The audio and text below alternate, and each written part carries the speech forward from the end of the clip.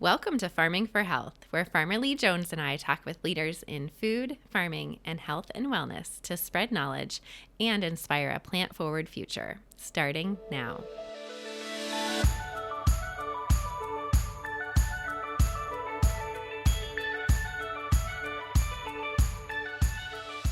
Today we're talking with Jess Higgins Kelley from the Oncology Nutrition Institute. Welcome, Jess.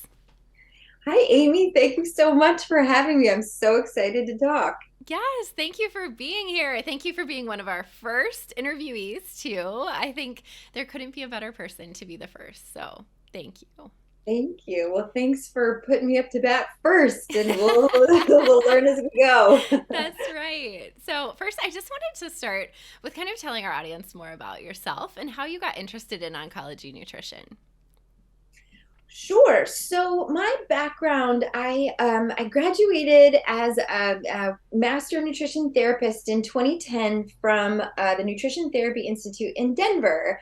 And before that, I was a writer and did journalism, but I really just was called to health and nutrition and the healing power of plants and natural foods, vitamins and minerals. And I had a sort of small family private practice doing nutrition and worked with a variety of different types of weight loss, autoimmune, mental, emotional, digestive disorders, those type of things. And then I was fortunate enough to got brought on to a clinic in Durango, Colorado, where I worked alongside Dr. Nasha Winters, who would become my co-author in the Metabolic Approach to Cancer years to come. But we were doing a lot of cancer. There was just a lot of cancer folks coming through the door. And, there was so much to know. There was different types of chemotherapies, different types of immunotherapies, different treatments, different side effects. It was just very complex. And I found myself having a hard time switching between, if I had 8 people in a day, bunch of cancer, different types of cancer, and then going to weight loss. So sort of decided to really just specialize in oncology nutrition. And, because it is such a specialized area and it is so complex, I was looking around and was like, well, I would like more training here. I would like to learn as much as I can so that I can feel as though I'm the most informed practitioner as possible. And there wasn't anything out there unless you're a registered dietitian. And for those folks, you could, if you proved like 1,000 hours in the field, you could take an exam. And I was like, well, geez, that's not really good enough. So long story short, I had been teaching nutrition for the school that I graduated from for several years. And we decided to, Nation and I started writing the book and the Metabolic Approach to Cancer. And that sort of started to form what would become course one. And then from there, I built the rest of the program, which is 40 weeks of classes and a final exam in order to provide training in metabolic oncology nutrition to qualified practitioners around the world. And it's been great because there's so many physicians who don't have that background. I think I just read a paper the other day that was like, 1 in 3 people who get diagnosed with cancer ask their doctor about what to eat. And I was like, wow, people are really curious and it makes a big difference. And the prevailing, answer has been, oh, it doesn't matter what you eat, just don't lose weight. And I'm like, no, no, no, no, no. There's way too much research out there. It's time to sort of change that dialogue. So that's where we are with that's like a very condensed 15-year story. But I love that, though. And I love that you are the one changing the dialogue. And I think the Oncology Nutrition Institute feels a real need for that training to be able to up-level what we've been taught, because most clinicians, whatever field you're in, are not really getting a lot of nutrition, let alone the next level of specializing in like oncology specific nutrition. So I think that's really feeling an important need. yeah. So as far as the Oncology Nutrition Institute goes, can you tell us a little bit more about like what type of practitioners you're training, and kind of your overall goal for like where you see that going? Yeah. So what's been probably one of the most exciting parts of it has been since we started the school in 2017 is sort of this global audience. So we are getting, I think we're in 26 different countries now, and we have medical oncologists, we have medical doctors, we have osteopathic physicians, naturopathic doctors, acupuncturists, pharmacists, registered nurses, physician's assistants, dietitians, nutritionists. Those are primarily our audience of students. And we do, because it is sort of an upper level content, we do sort of have prerequisites for people to come in just so that they can follow along and not glaze over when we're using terms like angiogenesis and those type of things. And then it's 4 10-week courses that covers a variety of different topics. We're really terrain focused. So we're not looking to treat cancer or teach our students to treat or diagnose or cure. We're looking to give them tools to sort of, it's really similar to farming. And that's, we'll talk more about that. Yeah. But, if you have a healthy ecosystem, then a person's more resilient to defend against diseases and other types of imbalances. So we're looking to sort of restore homeostasis and improve vitality and teach our students how to do that through nutrition in order to become more of an anti-cancer environment. So they learn about different types of cancer, different types of treatments, how to customize therapeutic diets. We're really into metabolic dietary therapies. So therapeutic fasting, the ketogenic diet, there's the most research out there. Plus it just makes sense. And but then we also teach like autoimmune paleo and the GAPS diet and low FODMAPs and all these different things to sort of, look at the person. And I think one of the biggest things that we teach is, it's the person, not the protocol, because a lot of times it's been like, well, if you have X, Y, and Z, you're going to get X, Y, and Z. And it's like, we have to change that. We're really into personalized nutrition. So it's like, let the person kind of dictate the protocol. So it's hard for our students. I'm sort of into this like unschooling thing a little bit, where it's like, instead of thinking about, okay, you're 39 years old, you have breast cancer, and you're taking this medication, you're going to get this diet. It's like, no, we really have to slow down and get to know the person a little bit better and understand their terrain and know it could be out of balance. So I love that approach. And I really love the idea of looking at the body as terrain, right? And I read your book, and I read you and Nisha, and it is so good. And so let's talk a little bit about the book. So it's the Metabolic Approach to Cancer. How did you guys come up with this idea or concept? And can you tell me more about the book? yeah, well, it's a beautiful story of how it was all sort of born. So Nisha and I were working together at this clinic in Durango, and we started doing retreats, which are so transformative, where, folks would come. We did them in Colorado, we did North Carolina, we did a couple different spots, and sort of during those retreats, it was, educating the folks that were there about how to look at different elements of their terrain, because a lot of times people hear like, oh, cancer, bummer, bad luck. It is not Right. that, okay? And it's not genetic. That's like 5% of cancers are genetics or bad luck. The rest, we have a good idea of what could be potentially driving it. So anyhow, so we would go through, sort of different check boxes of what to look for in people. So it's genetics and epigenetics, what's going on there? What kind of mutations do you have? We've come a long way with our understanding about genetic SNPs and how that impacts the terrain.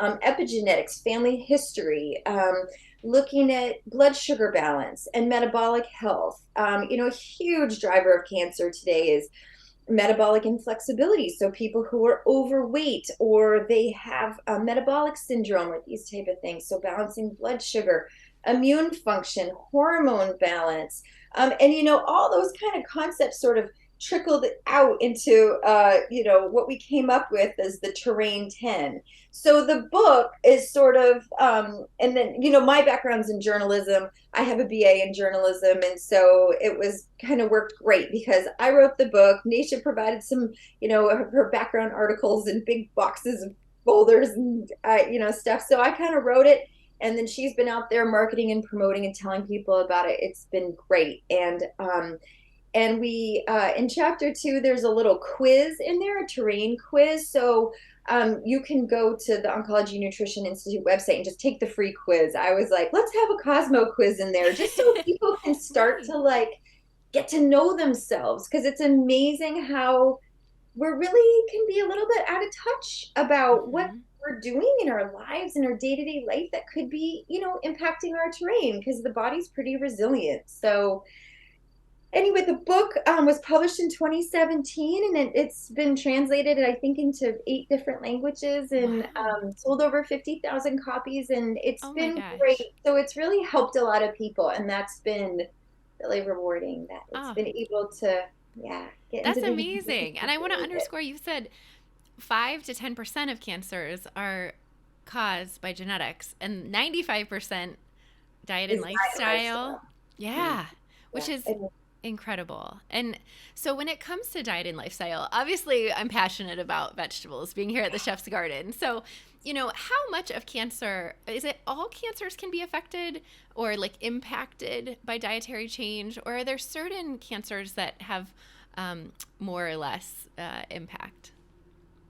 Well, every single person is going to be impacted by what food goes in their body. Right. It is the number one pharmaceutical, it's the first pharmaceutical drug is our food, right? So it comes as no surprise that as we've gotten more disconnected from whole foods and farming and regenerative organic agriculture, and we've gotten more towards processed foods and ultra processed foods and more sugar, that the rates of cancer have gone through the roof. So it's estimated now, the World Health Organization just can't, cancer has eclipsed heart disease as far as being the number one killer in the world.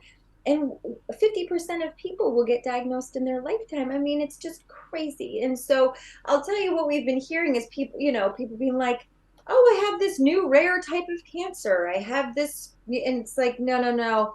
Nothing's rare anymore.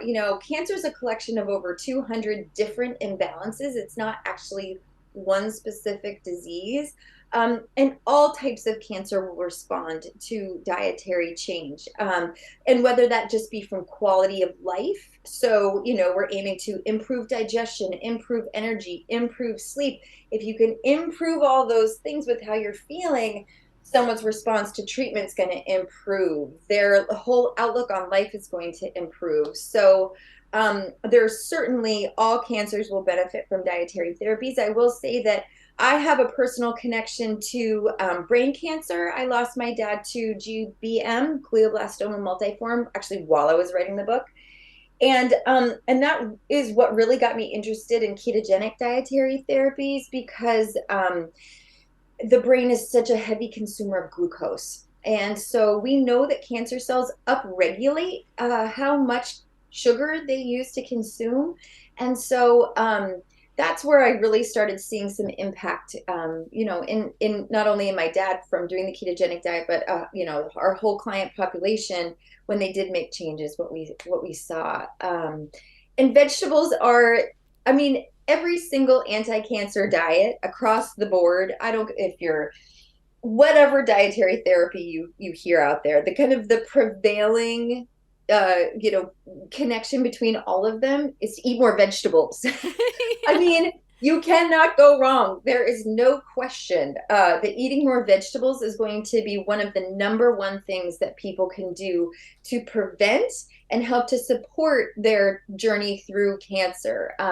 So yeah, that's one of our, primary interventions is learning to eat vegetables. And it's amazing how many people just don't really integrate them into the day. Well, and statistics show like the recommendations are 2.5 to 3 cups of vegetables a day, and 1 in 10 Americans obtain that goal. And so it's incredible, the low number, but the incredible impact of increasing vegetables in the diet. And I talked with Terry Walls, who has MS, and she helped to reverse her disease and went from a tilt wheelchair to riding a bike. And she said she's eating 12 to 15 cups of vegetables a day, which, I mean, I don't think anyone's going to go there overnight. They would probably have some digestive distress, but Yes.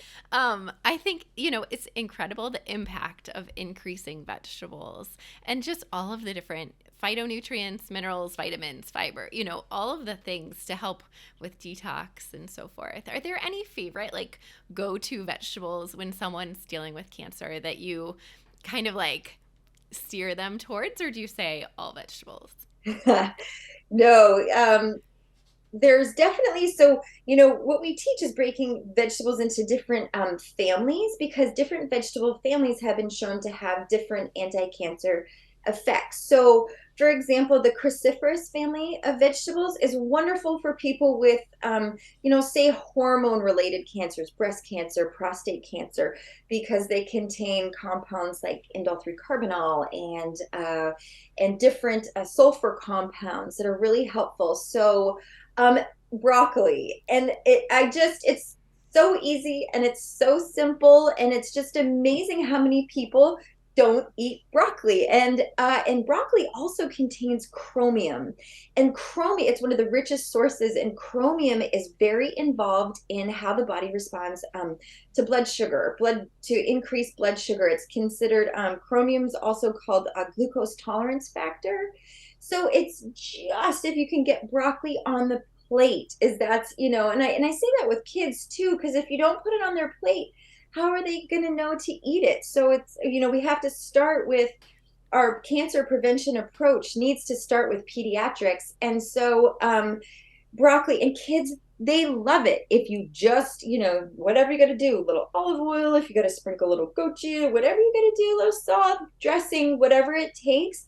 But broccoli is such a wonderful place to start. It's also really high in fiber. And so that one is also good, because if you mush it up, you can mix it into things or those different things. I think broccoli is a great place to start.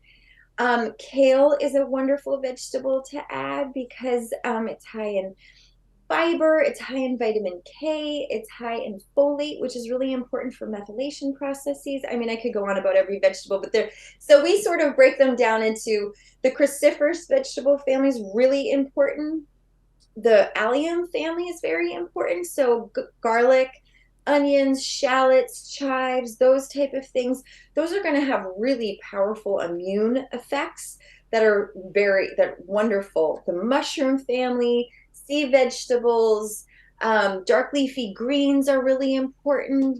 Sprouts, broccoli sprouts, microgreens, because one of the biggest things is we're fiber deprived. Most Americans are not getting nearly enough fiber.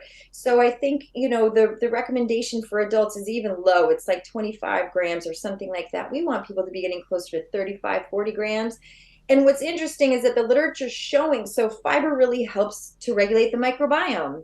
And the microbiome is what we're finding is what helps to modulate our responses to immunotherapy. So when we see people who are going through different types of immunotherapy in their cancer treatment, one of our frontline approaches is fiber. Where does fiber come from? Vegetables. It comes from vegetables. We don't want people getting it from whole grains. They're too high in carbohydrates. They're anti-nutrients. We want vegetables, nutrient dense, well grown vegetables that are not covered with tons of pesticides or those type of things. So Oh, yeah. I love it. I couldn't agree more. And that's I think when it comes to broccoli too, like to optimize the sulforaphane being available, like focusing on chewing, because the myronase, like the enzyme in there that activates the sulforaphane, requires some chewing, right? And so having that mindful approach where you take take time, take a breath, chew your food. It doesn't have to be like 100 bite or chews or anything crazy. Don't count, but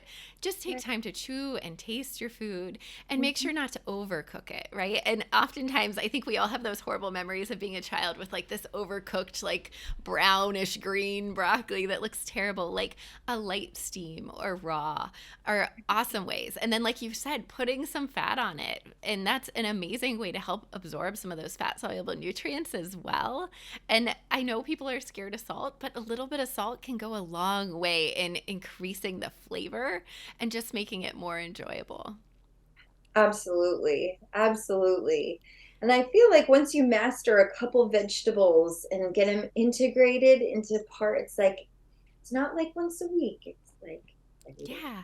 It should be Yeah. every And day. Yeah. yes, and I formulated our microgreens blend. It's called an antioxidant blend, but it's literally just all of the cruciferous vegetables in like their little micro form. So it's so easy to just put in whatever you're eating, right? Like you can Right. put it on whatever you would normally eat, but you're getting a little bit of cruciferous vegetable in there. And I think cruciferous vegetables, like the spicier the better, right? They have that little bit of spice or heat to them, but Yes. that spice is also giving you no, it kind of tells you that it has a decent amount of sulforaphane. So I think, if you can handle it, a little bit spicier might be better. Yes.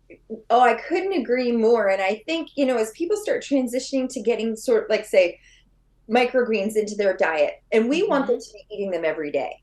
Yeah. So people aren't used to, they're used to kind of shelf stable items where it's like, oh, I put this in my fridge and I forgot about it. Like, put that baby front and center, and you got to know that that's like, it's like your little pill box, but it's in the fridge, and we want you picking it and taking them every single day so that you're getting those benefits. And so yeah, Yeah. it's a daily habit. So Yes.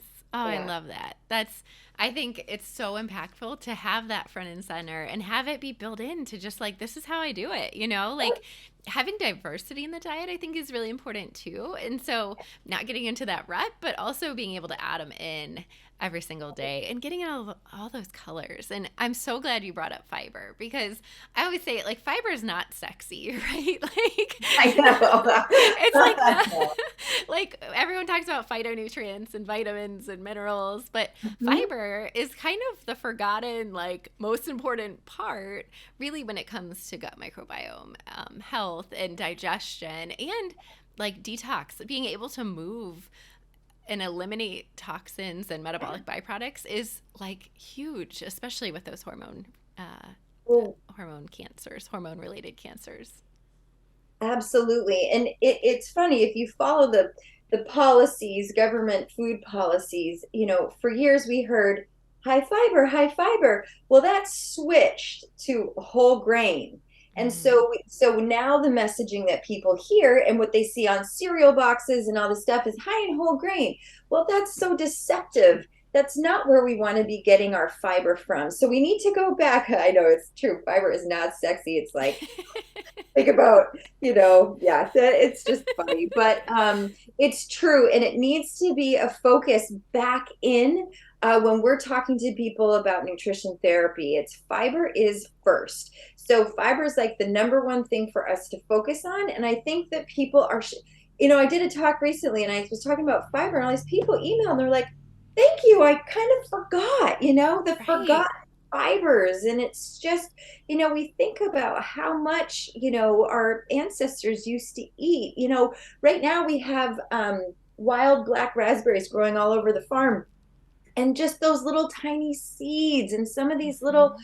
sweepy fibers, explain to people. It's like, letting the cleaning crew come in and sweep out your intestines with like the scratchy side of the sponge. Sometimes we need that. So we just need a lot more fiber. I think it's the number one thing that people can focus on, and getting it from vegetables is the Hmm. key. So, because not only are you getting the fiber, you're also getting fiber phytonutrients packaged along with it. And when we talk about cancer, so many Americans are depleted in at least one nutrient, and nutrients come from vegetables. They're not coming from a whole wheat bread. That's not Right. going to give you any, that's like an anti-nutrient.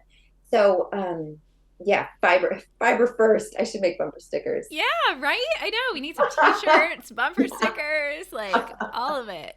But yeah, I agree. And I think explaining anti-nutrients to people too, essentially that's like the phytates or oxalates that are binding up with minerals and not allowing you to absorb them. So sometimes some traditional preparation, like maybe sprouting or soaking, Yeah. can help reduce those to some point, but that's often not what we're doing. And so we're consuming them in this form where the nutrients just aren't as available. And so that can create some inflammation as well and just difficulty digesting it. And so I think, balancing the blood glucose and, carbohydrate impact there, really makes sense to focus on vegetables and, utilizing them in a way that is most absorbable too. And, a lot of people tend towards like, oh, it has to be raw, or, oh, it has to be cooked. And I really think that it's a balance of both, because some nutrients are more available cooked and some are raw. But what's your take on that? Right. Well, it definitely depends on the vegetables. Mm-hmm. So, tomatoes, for example, the lycopene in tomatoes is more bioavailable if it's cooked. So, cooked tomatoes are actually going to have more lycopene, which is highly indicated for prostate cancer, than raw. Not to say that it's not there, but the bioavailability of that particular phytonutrient does increase when it's cooked.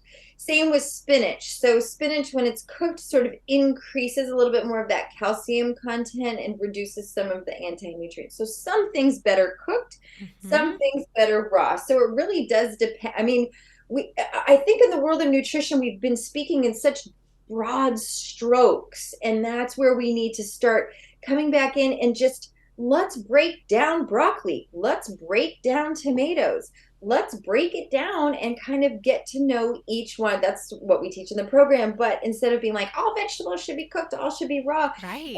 with the raw conversation, with our population, we see a lot of people who have digestive issues. And Mm-hmm. sometimes raw food can be really hard to digest, especially the Yeah. cruciferous family. So again, it depends on what someone has going on. Because if you give someone who's having digestive disorders like a huge raw fruit salad, they're going to be like in pain, farting up a storm, and they're going to be like, "I'm all set. Like I'm not going to Right. do this anymore." So we really have to consider, what a person has going on before writing them a vegetable prescription or whatever you want to call it. Yeah. Yeah, so it depends. And I think too, seasonally, like eating with the season, some vegetables are just so much better cooked. Like when I see fall and winter vegetables, like that's when I want warm cooked vegetables that really help you like increase your digestive fire, right? Increase the ability to digest. And then you get to springtime where you have all the fresh greens and it's Yeah, nicer to go with some more raw vegetables. But I think having some seasonality to what we're doing as far as cooking or not cooking yeah. also really brings in an added element of like, how do you get the most nutrients out of those foods? Yep, absolutely. And it just makes sense, right? So if you're Mm-hmm. eating, if have you, I don't know if you read the book Eating on the Wild Side by Joe Yes. Rogan. It's Oh, my favorite so book. I good. talk I about it in like I agree every with interview you. because it's so good. But you Yes. know that like so broccoli is another example. So, it begins respiration as soon as it's picked. So the Mm-hmm. fresher, the sooner you eat things after it's picked, it's going to or harvested, it's going to have more available nutrients.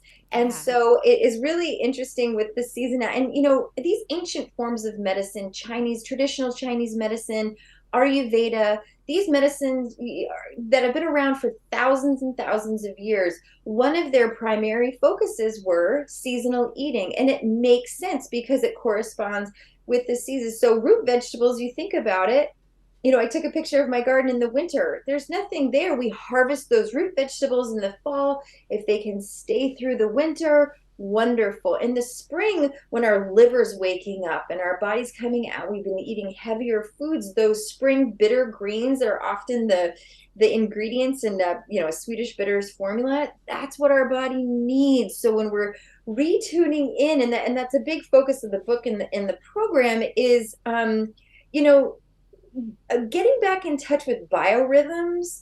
And we're learning that there's a lot of great research coming out now that our body, we're cyclical. So we follow a 24-hour circadian rhythm, we follow an annual rhythm. But as we've become disconnected in our lifestyles, that's another contributor to imbalances and potential disease. So I think that the more people can get in touch with what's available to them locally and seasonally is a huge part of moving towards a healthy terrain focused anti-cancer diet. It's a big deal. It's a really big deal. And for winter is a great time for fasting. Summer's a great time. There's so much abundance of Mm-hmm. produce. There's so many things that our body's like, we're in the sun, we're getting exposed to more oxidative stress.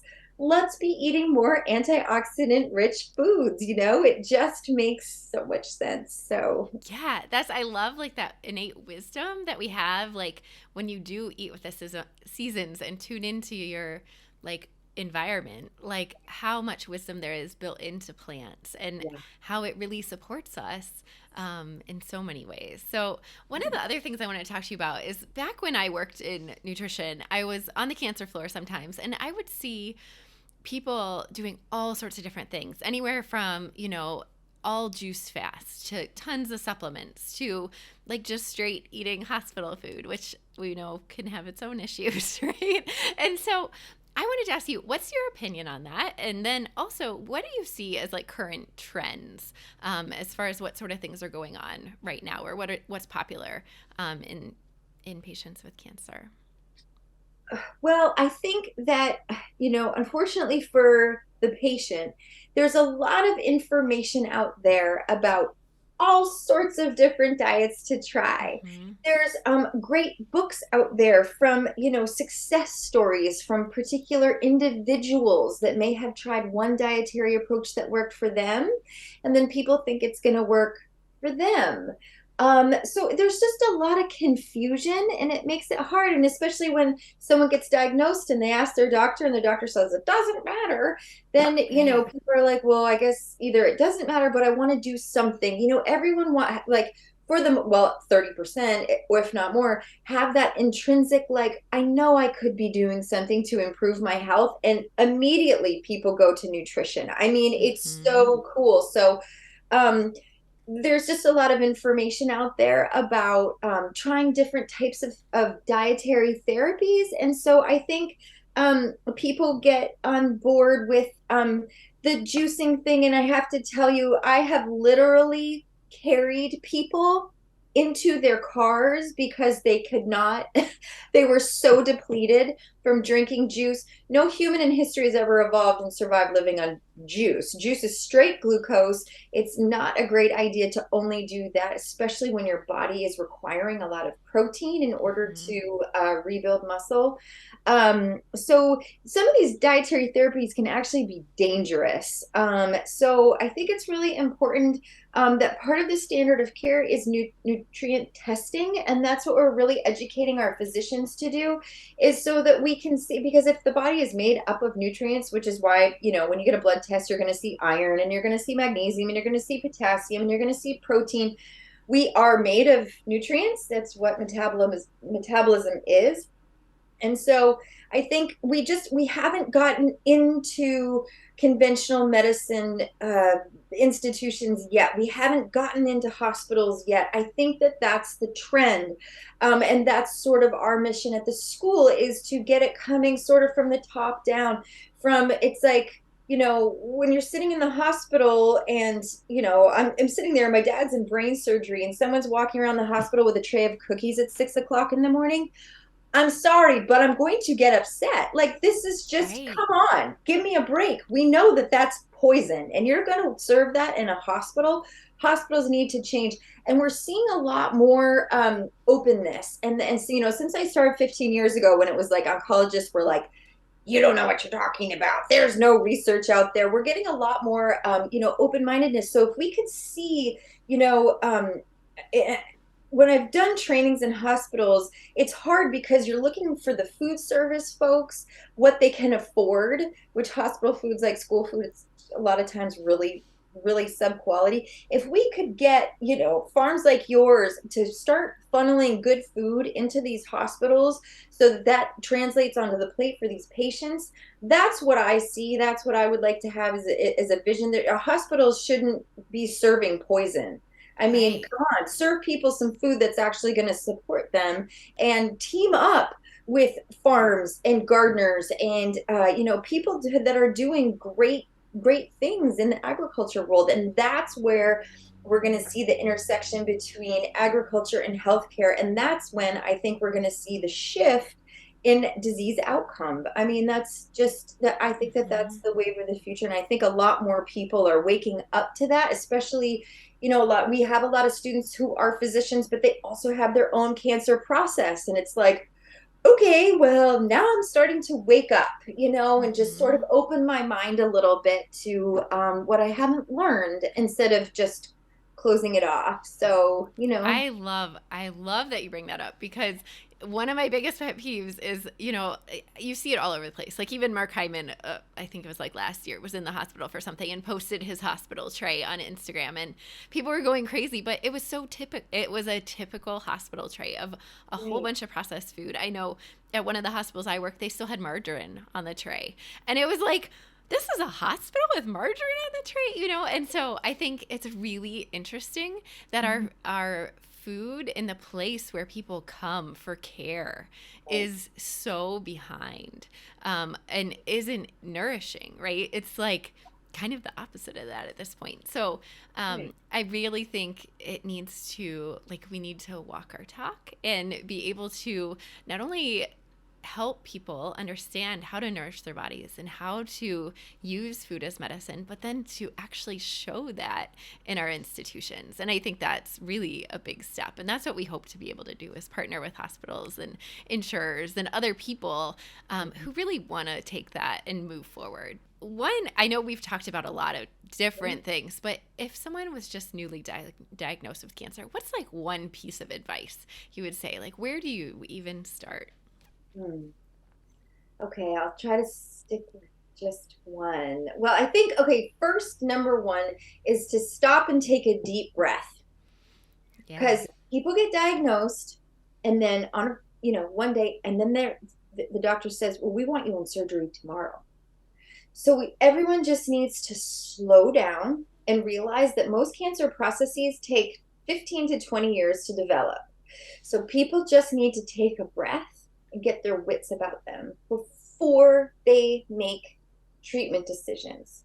Okay. And that doesn't mean that they don't, but just it's easy to get pushed into something very quickly. And we're kind of fans of building up the person before they get rushed into treatment so that they can do a little bit better with those treatments, right? So if it Hmm. takes a couple weeks of good nutrition to sort of fortify the body before you go into surgery, before you go into chemo, that can make a big difference in outcomes. Still do that. We're never telling anyone not to do treatment. We want to make sure that they do great with that treatment, right? So we want to do everything we can to complement, integrate, enhance those treatments through nutrition. So if you can get someone's blood sugar under control a little bit, you can get their nutrition status improved, you can get their, all these different things happening before they go in, that can make a big difference. So that's sort of number one. And number two is to increase fiber. I Yeah. guess I should get like, yeah, like my old lady t-shirt, like fiber first. It's true. It will improve everything because treatment causes constipation in a lot of cases. It causes, we're learning so much about how the microbiome impacts response to treatment. So if we can get fiber increased in these folks before they head in, we're going to just see a major improvement in outcomes and reduction in potential side effects. So yeah, I'm big. I'm definitely big on the fiber piece. So I yeah, love that. Both of them. I mean, I think it makes so much sense to yeah, take a breath and actually allow yourself time to be nourished and built up and ready to go, because yeah. it's a journey. I think, Mm, it's like it's a pretty long journey for most people, with yeah. treatment and surgeries and all of the things. So, I Right. think that approach is a unique approach, but I think it really is so logical. And I also think it's important to underscore, this is not like an either or. Like either you Oh, do no, nutrition or you do treatment. This is a, you both. Yeah. you do both. And I Mhm. think that is so important for people to Yeah. hear, because Mhm. it's, how do you support yourself so Yeah. that you can feel your best through the process and come out the other side? And I think that is so important to underscore. Yeah. I mean, you think about it, if you're going to do a big race or anything that's going to take a lot out of your physical fitness, you're going to train ahead of time, So Hmm. it's like, hey, if you take, it depends on your type of cancer, that's why everyone needs to work with the oncology nutrition consultant. But, why don't you build yourself, get a little bit healthy before you go in for surgery or before you start a chemotherapy regime, so that then you don't get so walloped. You know what I mean? And you Mm-hmm. create some habits on the front end. And because a lot of times we hear, oh, I'll start doing that afterwards. And it's like, no, no, no, no. Start now. So we really want people to be getting going on a healthy diet with a lot of nutrient density. It's like the Terry Walls, 10 cups or more vegetables a day. I mean, let's get going on that stuff before you start, if there's time, if there's time. But yeah, I think it's a nice, gets people kind of feeling like they're also empowered with their treatment plan. So, Yeah. it's a choice that they can make. So yeah, that's probably my first one. Yeah. Oh, I love it.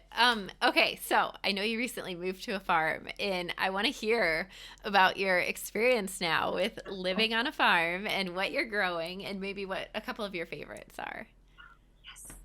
Well, yeah, several years ago we moved to Maine, back to Maine, where I'm originally from after living in Colorado for 25 years, and bought a chunk of land, and it's where the school is, and we're starting to it was a slope in the woods. We but a state park, and it's just been a huge adventure in clearing the land, establishing the site, and then getting the soil all figured out. And what we're trying to do here is get going a lot of medicinal perennials that have anti-cancer action, so that we can sort of integrate those parts into our education, because it was a bit of an aha moment for me.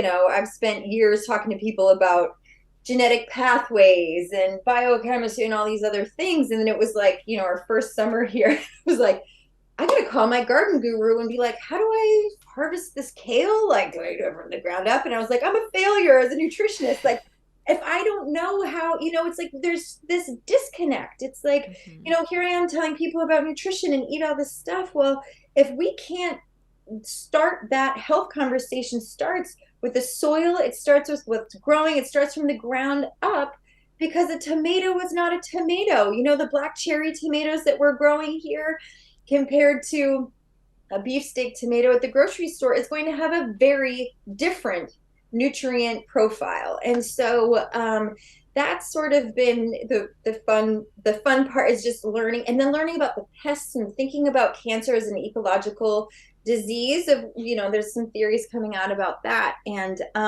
so the fun things that I have going right now for anti-cancer foods growing at this school is, I was telling you earlier, Jerusalem artichokes, which are like a fiber superstar. I love It's those. funny. I'm like, you have to just start small, because they're like a fart factory. But they're so wonderful, and they're like a perennial potato. And so those are great. We have a variety of alliums going. So I have these walking onions and some chives, and those are really, really fun. We've got some grapes with seeds that are dark red, because they have more resveratrol than the green grapes. We've got, a lot of different herbs, and oregano, and Tulsi basil, and those type Oh, of things. I And love Tulsi so I much. love Tulsi too. And I have it's spreading. So it's like It popping up does. like a little buddy all over the property. I'm like, look, here you are. So I'm like, okay, everyone, you can't walk here and you can't walk here. Watch out for that one. It's Yes. wonderful. And talk about a great therapeutic ingredient in a pesto, or just, Yeah. that stuff you just blend up and plop it on Yeah. everything. It's I so good. make tea out of it too. I mean, you can use it everywhere. Like, it's Yeah. so delightful. And the bees love it too. And bees love it too. Do you have Yeah. any favorite recipes with some of the things you're growing? Are there any like go to, like easy kind of recipes that you like to prepare at home? Well, I have to tell you, my fun one from this last month is it's so easy. So we were experimenting with different veggies in the garden, and my eggplants have done awesome this year, which is Oh, super fun. yeah. And so I was like, all right, what are we going to do with these? And my family's always, so many people are like, we need buns, we need tortillas, we need bread, we need this.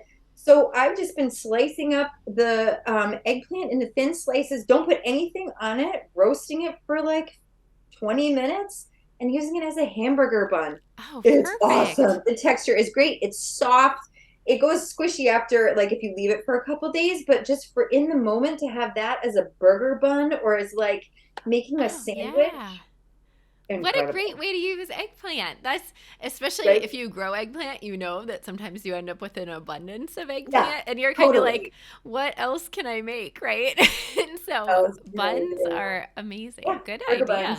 idea. I Yeah, love it. that was the revelation in the last 2 weeks for, yeah, Aw, that's awesome. I love the simple like go-tos. That's my just favorite. simple. Like what's Yeah, in season? What can you make in in a few minutes right. that's delicious and very nourishing. Well, and especially to get people to eat these vegetables, it's like they look at them and they're like, I have no idea.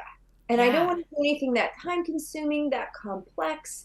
It's like, how do you just get little bits in here and there? And so Mhm. and to make it accessible, because it's hard when you try recipes and they don't turn out or whatever. So Yeah. eggplant burger buns, it's my new Yeah. go-to. Those easy little swaps. That's the way to go. So, last question, and I love talking with you. And so, I know we could talk all day. So, last question is when we talk about farming for health, what comes up for you, or what do you think of? What does that look like? I think that health starts on the farm. I think health starts with getting to know. I think everyone should have a farmer on their healthcare team, just as Yay! important as, their physician should be their Mm-hmm. farmer. Because if you don't know where your food's coming from, then you don't know where your medicine's coming from. So that I think that farmers need to be part of healthcare teams, because food's the most important medicine that there is. So healthcare needs to start intersecting with agriculture in order to get people educated that their whole base camp of treatment and health comes from the farm. It comes from these places that are doing it right, producing nutrient dense foods, and that is what we need to support our physiology from both a prevention and a therapeutic standpoint. So yeah, I think farmers should stand next to physicians on healthcare teams. Oh, I couldn't agree more. That's one of my main goals. So, Yes. thank you so very much for being here. Thank you for being on You. the podcast. You just have so much wisdom and so much light to share. And it's just been a pleasure talking with you. Thank you. Likewise. Thank you. Great job. Yay. Thank you for listening to Farming for Health. We hope that you enjoyed this episode. Connect with Farmer Lee Jones and I on Instagram and Facebook.